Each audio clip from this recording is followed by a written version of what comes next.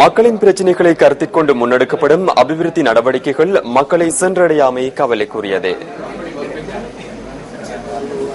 புத்தளம் சிலாபம் பிரதான வீதியின் மங்களவெளியிலிருந்து கொத்தாந்தேவினூடாக சின்னப்பாடு வரை செல்லும் பிரதான வீதியின் நிலை இவ்வாறு காணப்படுகின்றது. சுமார் 7 கிலோமீட்டர் தூரமுடைய இந்த வீதியின் நிலை குறித்து மக்கள் விசனம் தெரிவிக்கின்றனர்.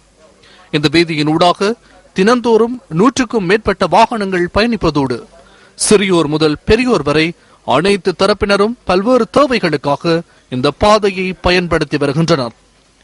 பாதை இவ்வாறு மோசமடைந்து காணப்படுவதால் வாகன சாரதிகள் பல்வேறு அசௌகரியங்களை எதிர்நோக்குவதாக சுட்டிக்காட்டுகின்றனர். இந்த பாதையினூடாக பல கிராமங்கள் சேர்ந்த மக்கள் பயணிக்கின்றார்கள். பல பாடசாலைகள், அது மட்டுமில்லாமல் ஹாஸ்பிட்டல்ல இருக்கக்கூடிய நோயாளிகளை கூட அவசர சிகிச்சைக்காக கொண்டு போகக்கூடிய பாதையும் கூட இது.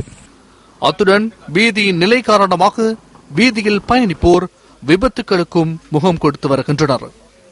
வடமேல் மாகாணத்தில் இடம்பெற்ற தேசத்திற்கு மகுடம் தேசிய கண்காட்சியின் மூலம் பாதையை சீர்திருத்த நிதி ஒதுக்கீடு செய்யப்பட்ட போதிலும் இதுவரை எவ்வித நடவடிக்கைகளும் எடுக்கப்படவில்லை என மக்கள் விசனம் தெரிவிக்கின்றனர். ரொம்ப நாளா இப்படிதான் ஈக்கி இந்த ரோட்ல நாங்க எத்தனை வருஷமா போய் வரோம். இந்த ரோட்டை யாரும் செய்தார மாதிரியும் இல்லை. ஏன்னா இந்த ரோட்டு மழை வந்தா கூட இந்த ரோட்ல குழி குன்று எதுவும் தெரிய மாட்டேங்குது. அதனால இந்த ரோட்டை எங்களுக்கு கொஞ்சம் இப்பத்திய அரசாங்கம் கொஞ்சம் சீர்திருத்தி தந்த மாதிரி கேட்டுக்கொள்கின்றோம்.